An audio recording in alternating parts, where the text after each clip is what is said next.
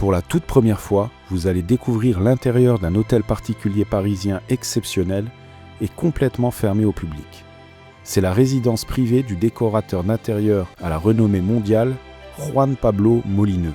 Après vous avoir ouvert les portes de son château de Puy-sur-Vanne, il vous accueille aujourd'hui au cœur de Paris, dans un hôtel particulier historique qu'il a entièrement restauré.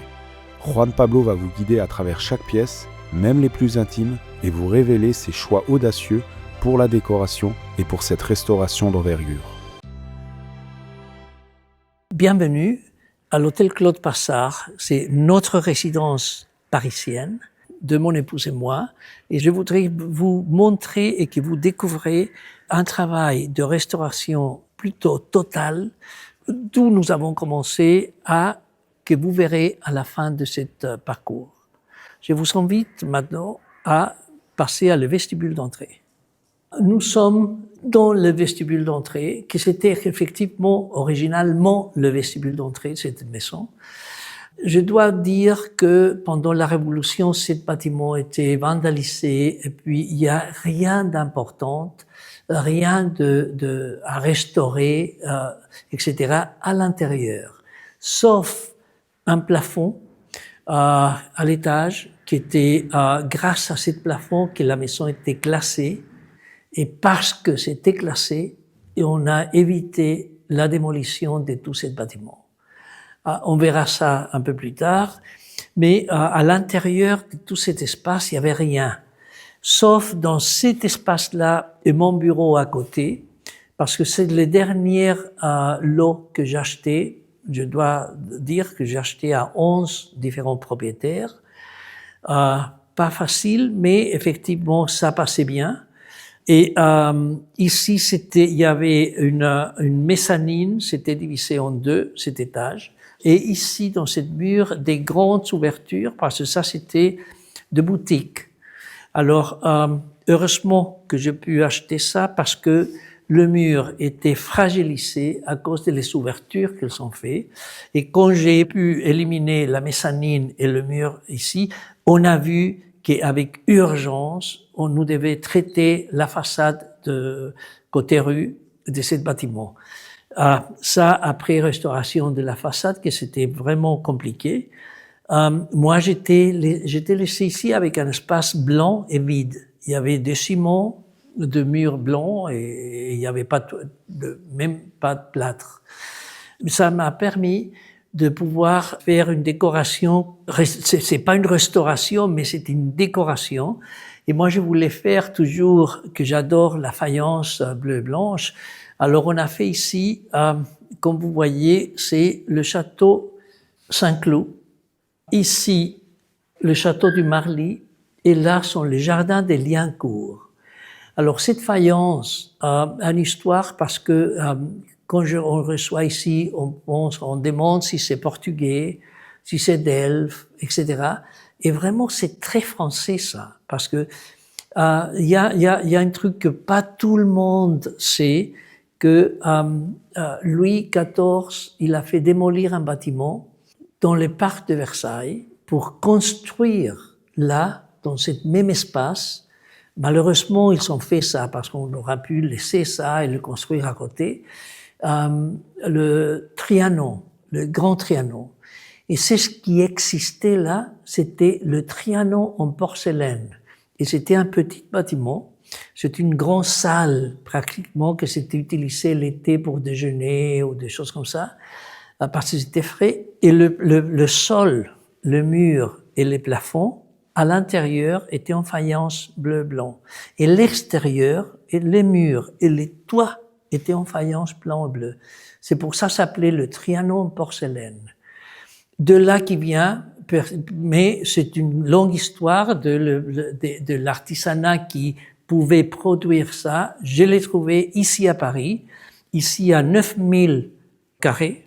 Et voilà, c'est exactement la reproduction de la gravure qui existe aujourd'hui au Louvre sur ces deux palais, c'est Saint-Cloud et Marly. Le reste, c'est un peu un mélange de choses, mais ici, vous pouvez bien voir qu'il y a une balustrade probablement en pierre ou quelque chose comme ça, à un niveau, mais toutes les images sont à différents niveaux aussi, pour ne créer pas cette sensation de papier mural avec un paysage. Ce sont des choses très nettes et claires. C'est pour ça on a fait de verdure dans les angles. Comme ça, c'est séparé et sont des choses qui sont très vraies parce que sont des reproductions de l'époque. Et on a fait le jardin des Liancourt parce que j'avais les signes chinois de le zodiaque. Alors j'ai pensé de le mettre, c'est mieux qu'il vole sur un parc ou un jardin que sur un bâtiment. Et là, on a des banquettes qui sont en anglais, sont de William Kent, avec des coussins, avec un tissu que je trouve formidable parce que c'est de 1710 à peu près. On l'appelait ça bizarre et on comprend très bien parce que ça peut être comme un dessin d'un surréaliste, de Mata par exemple. Et c'est quelque chose qui a 300 ans. D'ici, on a cette table que moi je peux la faire descendre un petit peu. On met les deux banquettes et on peut transformer ça en salle à manger. Qu'avec la lumière, le soir, avec de bougies, des choses, ça prend un air magique avec tout ce qu'on a dans le mur. Et voilà, ici il y a une pièce que j'adore, qui sont une première pièce de choses que je pense faire avec de monuments historique. Pour moi, ça, c'est le bâtiment le plus beau qui existe au monde. C'est le Panthéon de Rome. Avec la différence que moi, je fais les dômes, la coupole, à l'envers. Ça veut dire, c'est ce que vous voyez ici, c'est ce qu'il y a à l'intérieur. Et tout ça avec les fauteuils et tout ça et les colonnes, c'est la même chose. C'est à l'intérieur. Ça n'existe pas à l'extérieur comme ça. C'est comme si on a mis tout ça à l'envers. Et moi, je suis en train de faire, que ça va être fini très prochainement, c'est la maison du directeur de sa ligne royale de Ledoux, qu'on va faire un peu la même maquette. Et voilà, l'autre chose à voir, c'est le deux égyptien qui vient de le palais de Pavlovsk à Pushkin. Pushkin, c'est une ville à côté de Saint-Pétersbourg. C'était à l'entrée de Pavlovsk, il y avait les halls égyptiens. Il y a 12 comme ça. Moi, j'ai que ces 2 qu'on essayait à un moment de le retourner à Pavlovsk, donner à le musée. Mais la directrice, je crois qu'elle était un peu soviète, et puis il a dit, on n'a pas besoin de votre bronze, on est très content avec le plâtre. OK. Voilà, c'est pour ça qu'ils sont ici. On a une 3e fait en marbre parce que j'avais pensé que tout ça va rester en Russie. Moi, je voulais avoir un Atinous ici. Voilà, ça passe comme ça. Et ici, on a un lustre qui est inspiré de lustre d'une basilique russe. À l'époque, c'est formidablement fait. C'est Mathieu Lussery qui m'a fait ça. Vous voyez qu'il y a très peu de choses, mais sont tellement fortes qu'on n'a pas besoin de plus. On va passer maintenant à mon bureau, que vous pouvez voir clairement l'hauteur de plafond que nous avons dans toute la maison, parce que j'ai créé cette mezzanine pour pouvoir avoir plus d'espace avec les choses qui sont plus privées dans la bibliothèque qui est là, et aussi de faire des bibliothèques à l'étage. Un mélange que c'est très nous. On a cette formidable bureau plat Louis XV avec de fauteuils directoires italiens, un fauteuil directoire aussi, mais français. Cet fauteuil, c'est un de mes pièces favorites, c'est un fauteuil de Thomas Hope, anglais. Et, comme je viens de vous dire, le Atinous en marbre, c'est la copie de ce que nous avons de Pavlovsk. Cette console, c'est notre dessin, et c'est inspiré aussi de Ledoux, le meuble l'architecture de Ledoux, avec les colonnes que c'est cylindre, carré, et avec cette frise classique, et les dessus, c'est un pot de esturgeon. Une autre chose à remarquer, que c'est vraiment très important pour moi dans mon travail, c'est le fait d'utiliser la scagliola. Scagliola, c'est c'est une technique italienne de le XVe siècle, que c'est une poudre de marbre. Et le veinage, le veinage du marbre, on le faisait avec de plumes de oiseaux ou de fils de soie. Que ça s'est désintégré avec la chaux et tous les autres poudres dans ce mélange. Maintenant, évidemment, qu'on n'utilise pas ça, on utilise des éléments chimiques, mais c'est ce que c'est très intéressant que la scagliola, la différence du marbre, c'est qu'on crée une couleur qui n'existe pas. Et en plus, vous voyez cette mur, l'auteur que nous avons, il n'y a pas de joint, c'est pas cousu, c'est une seule pièce. Impossible d'avoir quelque chose comme ça en marbre. Et on peut imiter le lapis lazuli, la malachite, le cristal de roche, tout ce que vous voulez faire, on le fait en scagliola. Alors, il n'y a pas beaucoup de ateliers qui font ça aujourd'hui. En Italie, curieusement, je trouve quelques-uns qui font de petites surfaces comme au-dessus des tables, ou de choses comme ça, mais pas de grands murs comme parfois on a besoin, ou de grandes colonnes. Et vous voyez ça, par exemple, Buckingham Palace, c'est tout scagliola, c'est les grandes colonnes, c'est des choses comme ça. On utilise beaucoup de scagliola en Angleterre et aussi en Russie. En Russie, presque tous les palais à l'Ermitage, à Tsalkoetzel, partout, c'est scagliola. Et les deux grands ateliers que je travaille, un c'est à Londres, à Liverpool, et l'autre c'est à côté de Saint-Pétersbourg. Et c'est des places pour faire tout ça, parce que et je dois dire que scagliola, je dirais que c'est ou le même si le marbre c'est rare, ou encore plus cher que le marbre. Mais c'est ce qu'on peut faire en scagliola, on ne peut pas faire en marbre. D'ici, on peut passer à le salon. Le salon, effectivement, c'est fait tout en scagliola. Mais dans ce passage, vous verrez l'escalier. Je vous avais dit que l'entrée, c'était le vestibule, et après, on avait une grande escalier ici. L'escalier devait être ici parce que de la façon que la maison s'est faite, on ne pouvait pas couper les grands volumes avec un grand escalier au centre. Alors c'était les coins escaliers. Moi, j'ai décidé de ne pas ouvrir ici. J'avais pas cet espace quand j'ai commencé à faire les travaux. Ça, c'était encore une boutique, ça.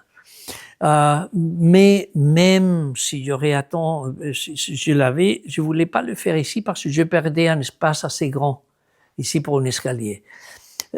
On a trouvé la seule possibilité, c'est entre ces deux murs, celle d'ici et celle qui a à l'entrée dans le salon.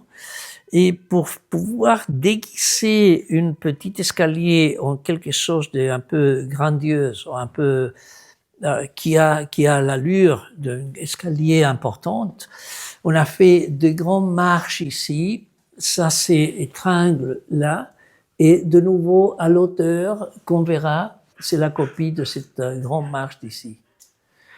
Et là, il y a un palier petit, parce qu'il y a beaucoup, si vous voyez l'auteur qu'on a de plafond, j'ai besoin de beaucoup de marches ici. Et c'est en plus une escalier à la sarracène, ça veut dire que l'escalier se soutient elle seule, rentre dans le mur, et dans entre-fenêtre, il y a un petit médaillon assez curieux que c'est en micro-mosaïque d'un petit bébé qui fait pipi là, et puis il y a un mascaron au-dessus, et vous voyez l'auteur que c'est formidable de penser que à cette époque, on avait besoin de ces auteurs, même s'il y avait un problème de froid, de chauffage, etc. Ici, comme vous voyez bien, tout ça n'existait pas, toutes ces portes avec toutes ces serrures qui vont bien pour l'auteur des portes, pour l'ampleur. Et ça, c'est le salon principal de cet étage, que nous avons accès à la cour et nous avons accès à le jardin. Et tout ça, c'est de nouveau Scagliola, et le casing, l'encadrement sont aussi en Scagliola. Et vous voyez, ça, c'est couleur lavande. Et ici, c'est un lavande un peu plus foncé gris avec de couleur Bourgogne. À remarquer ici, il y a d'abord les tissus. Ça, c'est un tissu qu'on a vu dans les archives aussi de cette fois-ci de la Maison Prel. C'est un tissu qui était fait pour Louis XV, avec différentes couleurs. Et moi, je voulais le faire dans cette bordeaux et le lavande gris, etc., pour qui va avec, parce que ça, je ne veux pas changer. et aussi cette commode qui est romaine, ou plutôt que romaine, italienne. Mais ça peut être aussi de le nord de l'Italie, et c'est tout en marbre, que je trouve assez formidable, et c'est pas grande, c'est petit, etc. Les tiroirs, tout ça, c'est fait tout en marbre. Je l'ai vu, je me rappelle que j'étais en train de partir de Rome. J'étais dans la voiture qui m'a amené à l'aéroport, que je lui dis, écoutez, arrêtez, que je l'ai vu dans la fenêtre d'un antiquaire, la Via del Babuino. Bon, évidemment, pour négocier, voir tout ce qui, etc., parce que je la voulais à tout coste. J'ai perdu l'avion, j'ai dû rester un jour de plus, etc. Mais voilà, c'est ici et je l'adore, cette commode. Avec ici un autre exemple des choses que nous faisons, qui sont des tables inspirées de le mobilier de Tula. Tula, c'est une ville à 200 kilomètres au sud de Moscou, c'était la ville dans le monde qui faisait de carabines et de canons avec la filigrane en bronze et or. Et que tous les maisons royales, tous les grands armoiries et tout ça, ça venait de Tula. Parce que c'était une technique très spéciale, formidable, avec une précision géniale. Et Catherine la Grande a demandé mobilier à Tula. Parce qu'elle aimait beaucoup ça, et vous la voyez toujours, elle était montée avec de uniformes de colonel, de général, etc. Et on a fait, c'est pas exactement ça, mais tous les mobiliers, c'est en acier et bronze doré, avec un mélange, etc. Ici, il n'y a pas de filigrane, il n'y a pas ça. Mais vous voyez dans les colonnes qu'il y a de petites bijoux, là, des choses, etc. Dans ces cas-là, c'est que de métal, mais en vérité, c'était petites pierres semi-précieuses ou des choses comme ça. Et le modèle, c'est très spécial parce que c'est pas mal dessiné, mais vous voyez, par exemple, ce chapiteau, la proportion assez bizarre, mais c'était comme ça, c'était dessiné comme ça, et je trouve qu'il y a un caractère extraordinaire, et on a fait pas mal de choses dans ce style, non? Mais toujours un mot que je ne sais pas traduire, bespoke, que c'était un seul pour un château, pour un palais, pour un client spécial, etc. On n'a pas fait de série de ça. Voilà, et puis on a cette lampe que j'ai fait de balustre, que ça me fascine de penser que dans cette époque-là, on pouvait faire cette perfection des lignes avec les courbes, tout ça, mais à la perfection, les moulures et tout ça, tous égal, si vous pensez que c'est une balustrade d'un escalier, alors ça doit avoir, je sais pas, 80 balustrades exactement le même, et c'est fait à la main, sans laser, sans computer, sans électricité, sans rien, dessiné et après dessiné, taillé et fait, et vous mettez une à côté de l'autre, ils sont tous les mêmes.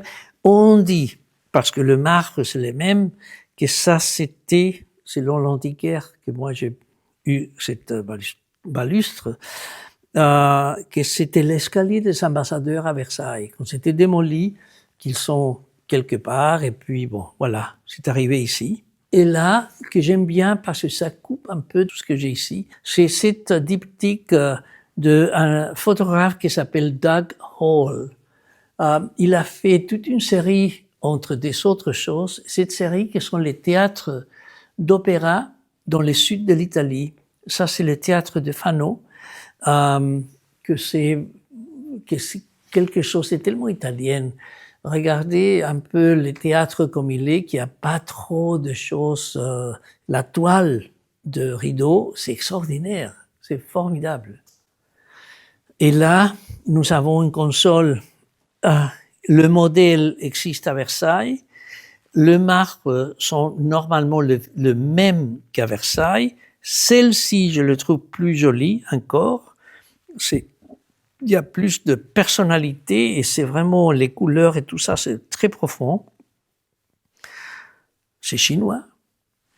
Comme notre esprit, qui sont en terre cuite, celles-ci sont aussi du XIe siècle, sont laids pour effrayer le mauvais esprit.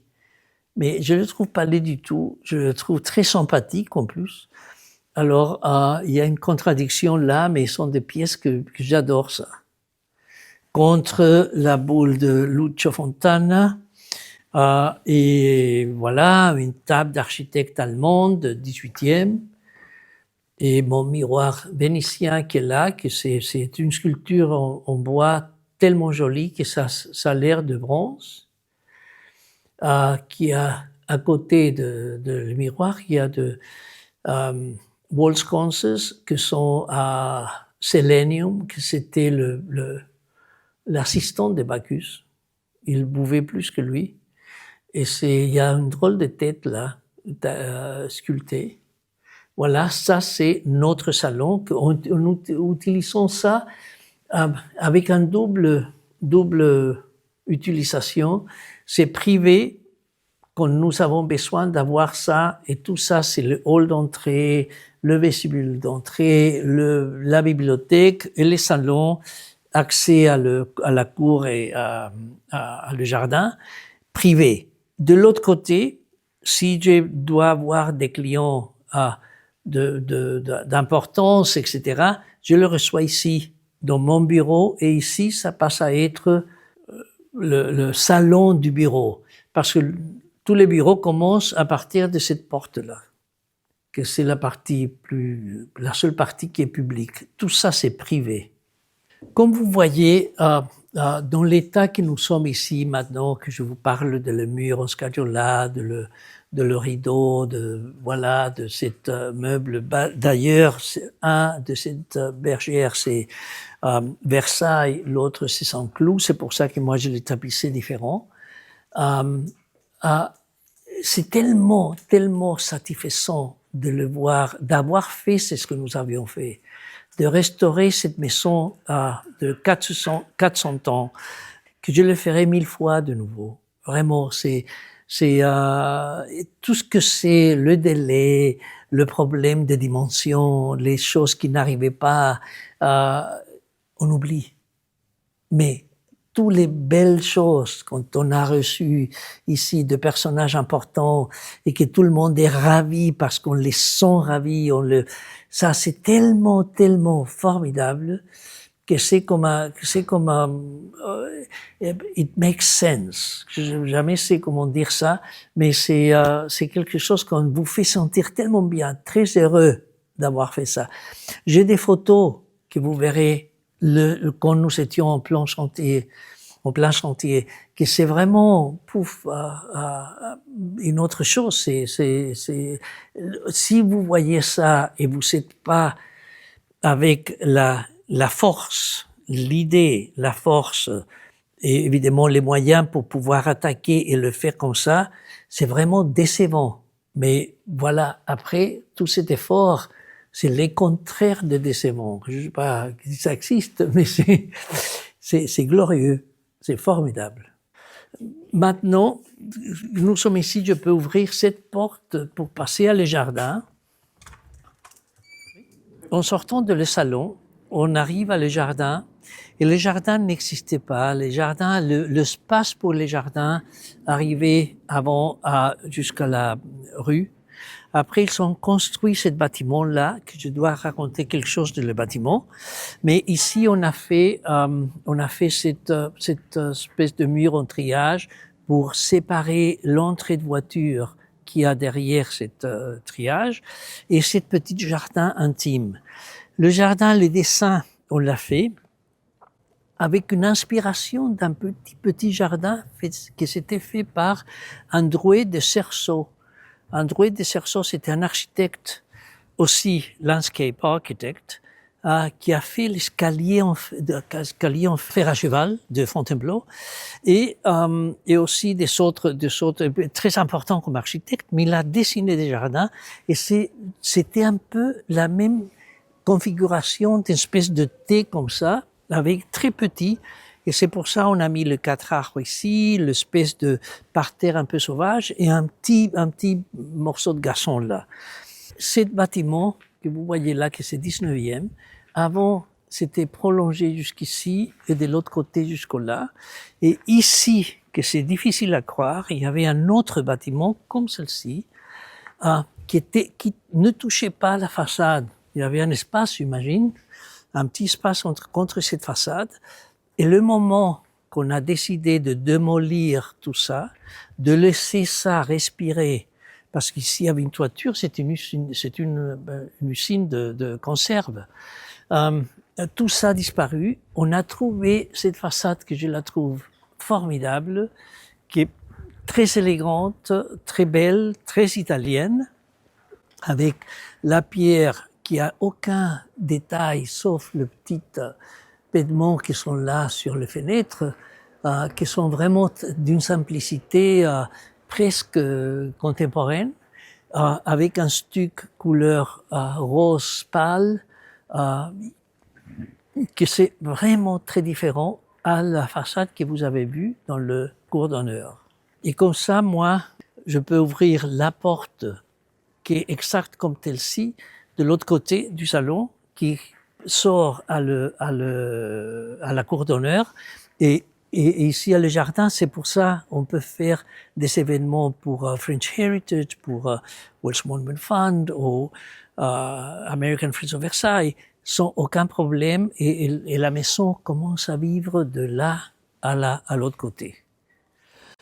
Ici, on arrive à le palier fin de l'escalier avec une ampleur qui l'a fait se sentir importante de nouveau. Et voilà, nous passons à le salon principal de la maison. Je dis ça parce que c'est à cause de ce salon, à cause de ce plafond que nous sommes ici aujourd'hui, parce que cette maison était sauvée de la démolition par André Malraux, qui savait l'existence de ce plafond. Nous sommes avec un volume de nouveau carré, avec une belle hauteur de plafond, et les 4 fenêtres, ça veut dire comme en lanterne, vue à la cour, vue à le jardin. Nous avons normalement, maintenant il y a un nuage qui passe, mais normalement nous avons 2 soleils le matin, le soleil l'après-midi, qui rentrent partout dans cette pièce. Et c'est la seule chose que moi je voulais, ne pas faire quelque chose dans le mur, de le faire vraiment très lisse, très simple, c'est pour donner l'importance à les plafonds. Et aussi, bon, quand même, on a mis que des tapisseries dans le mur. Il y a quelques-unes qui sont plus importantes que les autres, mais c'est vraiment tout ce qu'on a ici comme décoration de mur sont les tapisseries. De mobilier, il y a des choses importantes, il y a des choses pas du tout, mais qu'il y a il a un sentiment avec ces autres choses qui sont ou bien que c'est mon dessin ou que c'est simplement quelque chose qui est nécessaire pour le décor et pour vivre comme aujourd'hui. Je dois remarquer la suite de 6 fauteuils Régence Louis XV qui sont tapissés avec cette point que c'est original à la chaise. Alors ça veut dire que cette chaise était commandée, était tapissée, et puis ils sont gardés les chaises quelque part avec, j'imagine, avec une housse ou quelque chose, et puis jusqu'au, je les ai vus chez Maurice Segura, qui c'était un grand antiquaire à l'époque, qui les avait découverts, et puis voilà, sont maintenant ici. Ils sont très confortables en plus. Comme toujours, ce type de fauteuil, c'est vraiment formidable. Et l'autre chose à remarquer, c'est le bureau dit boule. Mais il y a des questions à ça parce que il y a beaucoup d'études que font penser que c'est vraiment un bureau de boule. Comme vous savez bien, que on connaît très bien que Boulle fait des choses beaucoup plus travaillées, beaucoup plus travaillées avec l'or, avec le bronze, pardon, et le caille de tortue. Comme par exemple ici dans cette horloge, il y a tous ces marqueteries d'écailles et de bronze là, et avec tous les bronzes, le bronze ciselé, que c'est une merveille de la façon que c'est fait, ça c'est typiquement Boulle. Le bureau, par contre, c'est d'une simplicité que, si on le voit très vite, comme ça, on pense que c'est un meuble, ça peut être des années 30 ou même 30-40, il y a pas de détails travaillés comme les choses de Boulle, sauf le sabot qui sont en bronze, mais je le trouve d'une élégance et d'une ligne, mais formidable.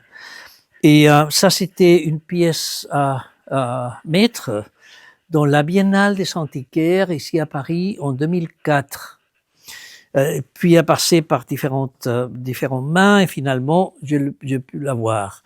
Et aussi il y a la table japonaise en lac qui je la trouve aussi, ça me plaît beaucoup. Mais la chose qui c'est intéressant, c'est cette commode, qui c'est une commode Louis XIV, d'une simplicité vraiment extrême. Il y a rien, il y a pas de sculpture, il y a rien, avec les tiroirs tous alignés. Mais on dit aussi que c'est un des premiers meubles, si pas le premier, qui était envoyé en Chine à l'époque de Louis XIV pour faire la laque de Chine dans le panneau de bois de cette commode. Avec un problème, c'est que ils sont envoyés ça, c'est pas un problème, mais c'est envoyé ça pas assemblé. Alors le monsieur qui a reçu ça en Chine savait pas qu'est-ce que c'était cette planche de bois. Alors il a fait son dessin plutôt horizontal que vertical. Alors vous voyez ici qu'il y a deux vases à fleurs qui sont horizontales, au lieu de l'avoir fait comme un beau, comme on met une vase avec les fleurs. Mais et c'est ça qui me fait, d'un côté, c'est pas que je cherche les choses qui sont avec des défauts, des choses comme ça, c'est les choses avec humanité. Parce que j'imagine pas la commode même. J'imagine la tête de la personne qui a commandé une commode, qu'on l'a vendue avec l'acte de Chine formidable.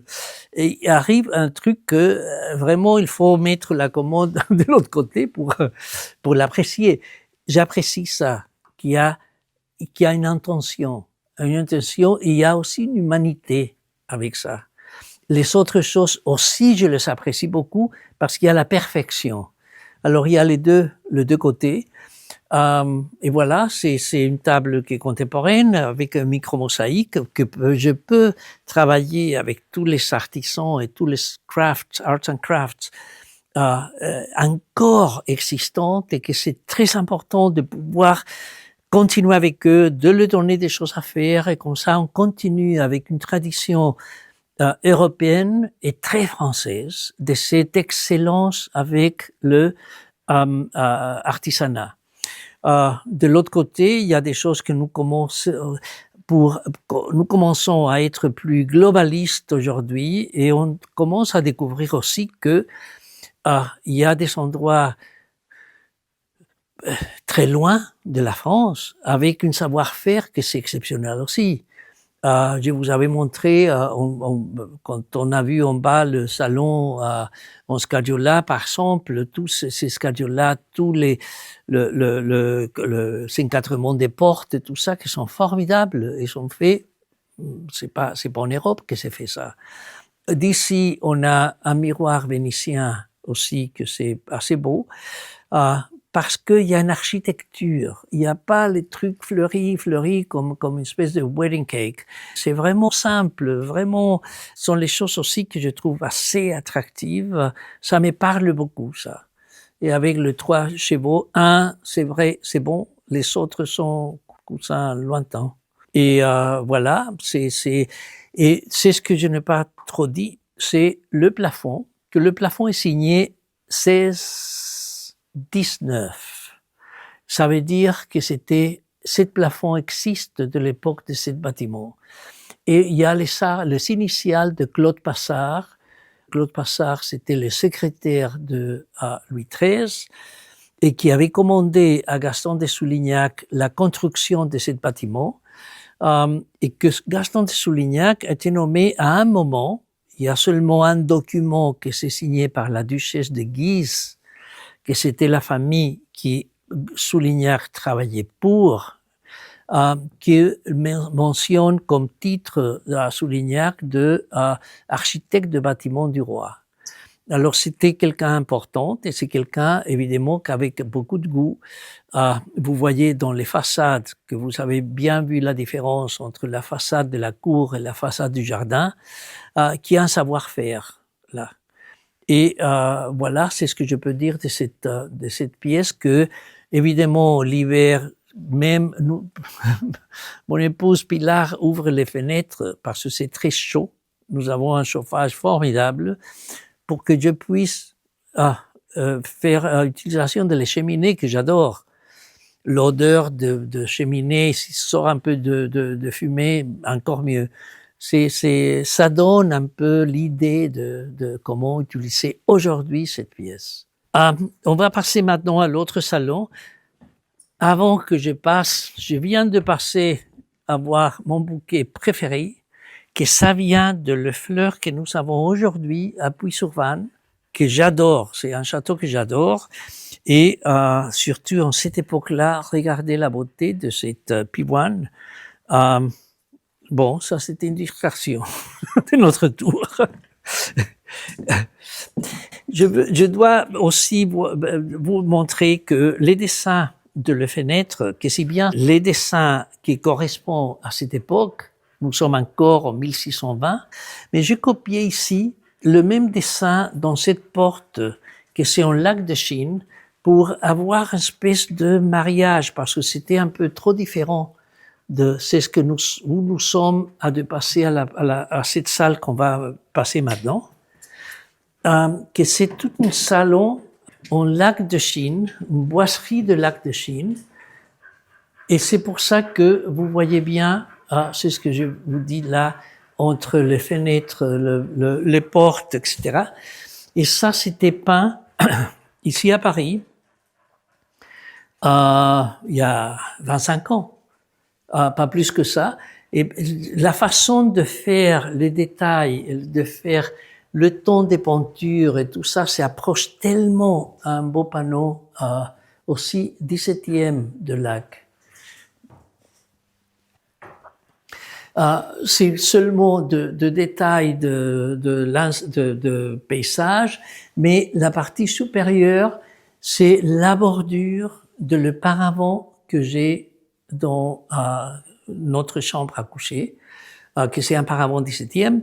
Il y a toute une bordure avec tous ces éléments, et on les a copiés ici, pour donner un peu d'auteur, et de ne pas faire de paysage tout autour pour les proportions de de les encadrements de panneaux. On utilise ça comme salle à manger.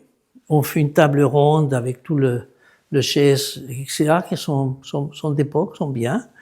Et moi, j'ai dû arrêter quand le panneau était en train d'être fait, la peinture, etc., à cause de couper cette espèce de pilastre. Je parle de pilastre, de choses qui sont comme ça, verticales, pour pouvoir faire un grand panneau à la taille de cette console que j'ai trouvé après qu'on avait commencé à dessiner, à fabriquer tout ça.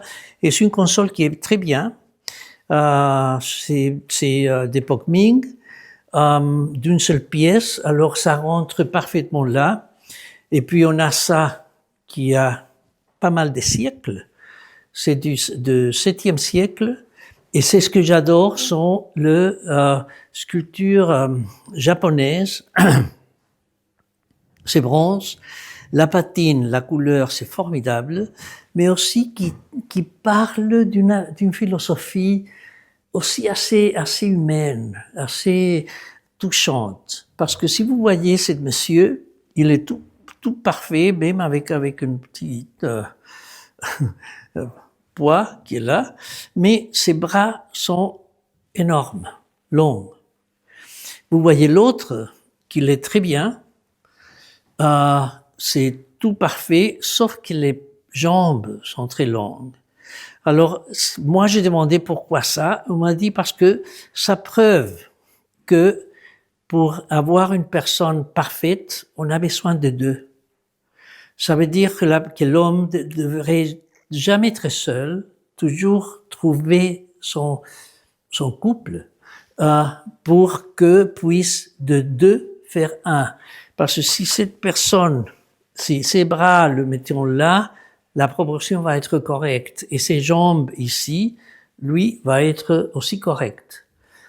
Et je trouve ça aussi que quelqu'un traduit cette façon de penser à un moule, de le moule, à le faire vider, de le faire remplir en métal, de le faire de nouveau ouvrir, de faire la ciselure, et après tout ça, donner une patine et tout ça à une idée.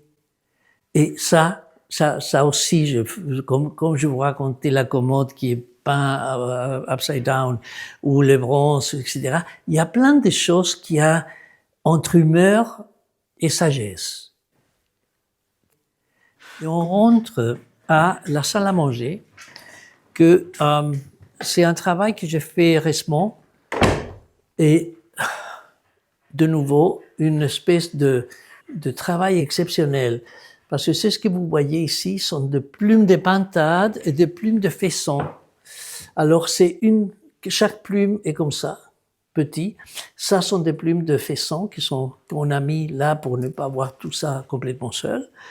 Et ça c'est aussi faisan là et là, des deux couleurs. Et ça vient en panneau, c'est fait en panneau, et ça donne un effet assez exceptionnel. Moi, j'ai commencé à travailler avec les plumes quand j'avais fait faire de abat-jour avec des lampes, que c'était assez formidable. Et je demandais à cette personne s'il pouvait me faire un panneau, un grand panneau comme ça, etc. Et ils sont très, très, très positifs, très excités avec l'idée, etc. Et voilà le résultat. Dans une pièce que nous avons une salade un peu, pour la salle à manger, un peu de tout. On a deux chaises qui sont empire italien. On a une table de Jacob on peut allonger jusqu'à asseoir 14 personnes. Les 5 cognures qui sont russes avec de cloisonnés chinois et une cheminée anglaise. Et cette cheminée, c'était la cheminée qui était à Bagatelle. Parce que j'ai fait copier ça pour un autre projet, mais ceci, c'était l'original. La seule chose qu'on n'avait jamais eu, ça c'est marbre et ça c'est plâtre peint. parce que ça s'était cassé ça, etc. Mais on l'a essayé de faire le mieux possible, comme ça on peut la garder. Et ici, on a cette lanterne, qui est une lanterne. Moi, je cherchais de 6 grandes lanternes pour un palais que j'étais en train de faire pour la galerie centrale. Évidemment qu'on ne trouve jamais quelque chose, 6 lanternes chez son antiquaire. Alors j'étais en train de voir, et ici à côté de nous, Delisle qui était en train il est dans ce 3e anniversaire, je crois, de production déjà. Et on a vu dans ses archives qu'il avait fait cette grande lanterne pour le palais de Pavlovsk pour Paul Ier de Russie. Alors, on a vu que si c'était possible de le faire, le dessin existait complet, que c'était fait à l'époque. Et bon, Paul Ier a trouvé que c'était trop cher, pas nous. On les a commandés maintenant, sont dans le palais que j'ai construit, et puis ça c'est le prototype. Et je trouve ça extraordinaire que ce soit avec une histoire comme ça, parce que ça veut dire que l'idée traspasse le temps. Pavlov s'était construit, s'était détruit, s'était reconstruit, s'est habité, c'est un musée aujourd'hui. Et les dessins encore existaient, et voilà. Ça, c'est une partie de Pavlovsk qui a jamais arrivé à Pavlovsk. Mais sont de nouveau des choses qui m'appassionnent. Et là, on a un miroir vénitien que même si je dis que j'aimais l'autre parce qu'il n'y a pas de fleurs, celle-ci j'aime parce qu'il y a de fleurs. De nouveau, c'est difficile à expliquer, mais c'est 17e et je le trouve très sobre, très, très bien aussi. Et là, pour finir avec cette pièce, on a 2 formidables tableaux d'Oudry avec des chiens qui sont... Il y a un chien là qui est presque le même que ma Gloria, la chienne qui habite à Pouille. Et puis, c'est pas que je l'essayais de trouver, mais voilà, coïncidence. On va passer à une chambre d'amis. Et voilà, vous voyez que c'est une porte dérobée, une porte simulée, comme c'était dans les anciens maisons du 17e, du 16e, etc., que toujours il y avait une chambre à coucher à côté ou un salon, à côté d'une salle à manger, etc. Il n'y avait pas l'idée que nous avons maintenant de faire des entrées, faire des vestibules, faire l'endroit plutôt de réception, etc. Et la partie de pièces à vivre, c'était ou de l'autre côté du bâtiment ou à l'étage, etc. Aujourd'hui, ça c'est le cas. Ça c'est une chambre d'amis et l'échelle est beaucoup plus petite, mais avec l'hauteur de plafond que j'ai baissé un peu pour avoir encore l'idée d'un cube. C'est pas exactement un cube, mais et c'est un peu, c'est assez cosy, c'est avec un damas de soie couleur assez fort. Et c'est ce que j'ai fait ici, c'est de tapisser en velours de soie l'encadrement des portes, la corniche et aussi là le radiateur où c'est la fenêtre et le lit aussi. Tout ça c'est du bois, mais tapissé avec un artisan de tapisserie, Charles Jouffre, extraordinaire, que c'est vraiment une espèce de haute couture en détail.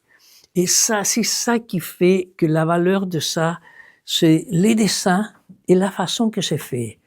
Parce que évidemment que c'est quelque chose que exude qualité.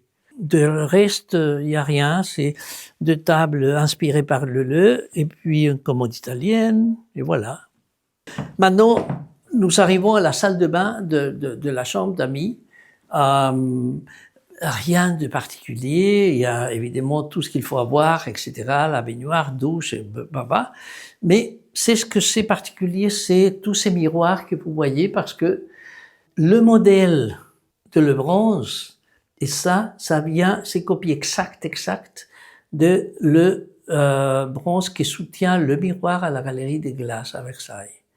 Et ça, c'était des portes qu'il y avait dans le grand salon de l'hôtel Meurice à Paris, qui quand ils ont fait de rénovation, ils ont enlevé tout ça. Et je les ai vus chez un ferronnier, un bronzier, que je travaille avec. Et quand j'ai vu ça, j'ai dit, écoutez, on peut couper ici, on peut couper là, on peut couper ici. Et voilà, j'ai transformé ces portes de le Meurice en salle de bain. Ici, on termine avec cette aile, et puis on va passer de nouveau, enfin, on va faire un parcours de retour pour arriver à la bibliothèque qu'on n'a pas vue. On monte ici deux marches, et on arrive à cette pièce que j'aime beaucoup parce que c'est une pièce qui a le coin, que nous avons 4 fenêtres. Alors, le soleil, la lumière et tout ça, c'est vraiment éclaire la pièce constamment. Et c'est notre bibliothèque, comme vous voyez bien, avec une télévision là, sans porte, sans la cacher, sans rien. Et ici, c'est ce que c'est notable aussi, c'est que moi j'ai eu cette collection de gravures, qui sont les gravures qui sont faites à partir de la loggia du Vatican, la loggia Raphaël du Vatican, que c'était fait, les gravures sont faites en 1750 par un peintre, par un artiste, s'appelle Volpetto.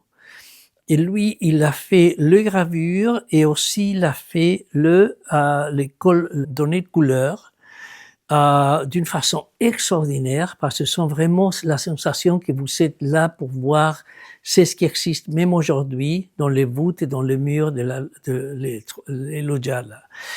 Et comme j'avais tout ça, moi, le fait qu'on a calculé bien comment les encadrer, et moi, j'ai modifié la boiserie de cette pièce pour pouvoir le encadrer dans tous les murs. Vous les voyez là, dans cette mur derrière vous, et ici, mais on a beaucoup plus, parce que vous imaginez, la loggia, c'est comme une petite maison de longueur, mais ça donne aussi un aspect assez fini à cette pièce.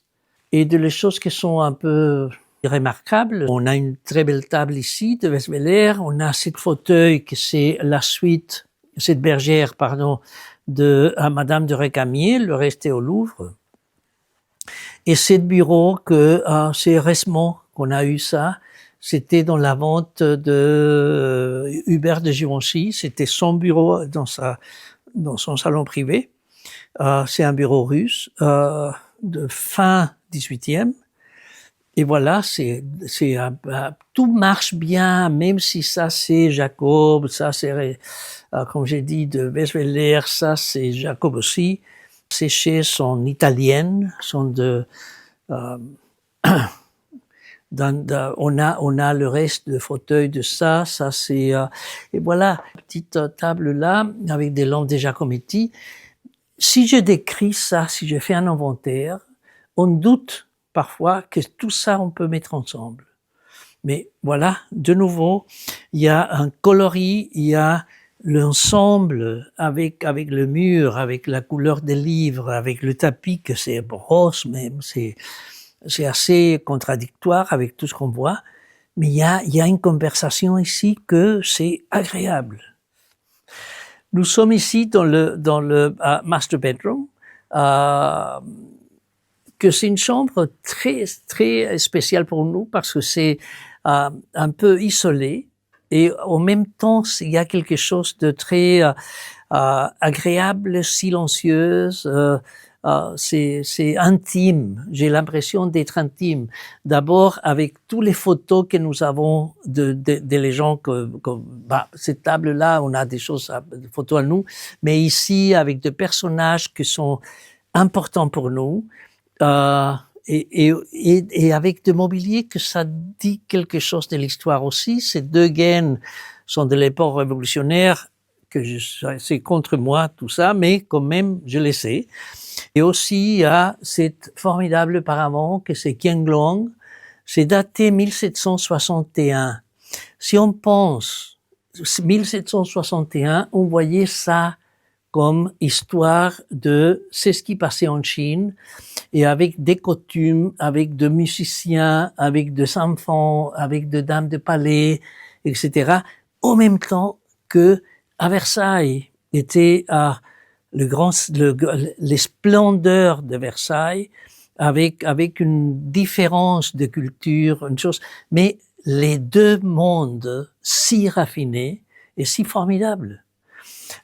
Ici aussi, il y a de chaises russes avec une table, un guéridon, et par cette fenêtre, vous pouvez bien voir en bas. Vous voyez, c'est ce que c'était les écuries à un moment, avec cette structure un peu contemporaine qui était là, et comme c'est classé, le bâtiment ne peut même pas modifier ça. Et c'est là que j'ai mes bureaux avec la partie de décor et la partie d'architecture en 2 étages. Bon, nous avons arrivé à la fin de cette visite. J'aimerais beaucoup continuer encore, mais c'est ce que mes limites, c'est le bâtiment, parce que on s'arrête ici. Et en tout cas, c'est suffisant pour nous. C'est quelque chose que nous sommes très heureux d'avoir commencé cet voyage avec la restauration d'un bâtiment de 400 années déjà d'histoire, de gens qui sont invités ici. Il y a une vibration ici qui est positive de tous les côtés. Et je suis certain que c'est en plus ça nous revient à nous d'une façon que nous sentons heureux ici et contents d'avoir fait. J'aurais commencé 1000 fois à le faire de nouveau si c'était le cas.